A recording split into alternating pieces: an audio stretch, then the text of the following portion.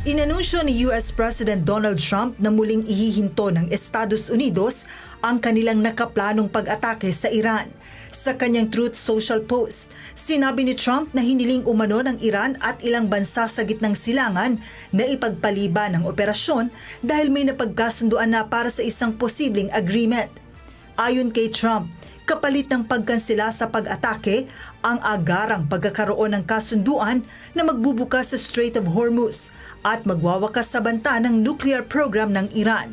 Giit pa nito na nakikiisa ang Israel sa nasabing hakbang. Ngunit mariing pinasinungalingan ng Iran ang pahayag ng US President. Ayon sa ilang Iranian news agency, iginiit ng ilang opisyal ng Iran na hindi sila humiling na ipagpaliban ng anumang pag-atake at wala ring kasunduang nabuo ukol sa muling pagbubukas ng Strait of Hormuz. Tinawag pa nila ang pahayag ni Trump na isang bagong kasinungalingan.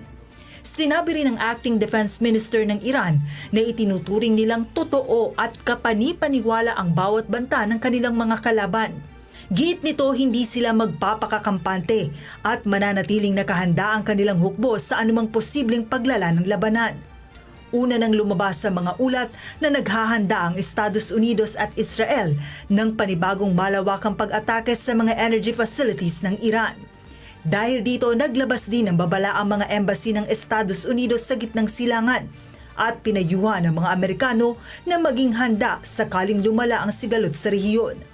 Patuloy ang tensyon sa pagitan ng Estados Unidos at Iran matapos mabigo ang naunang ceasefire at muling magpalitan ng mga pag-atake.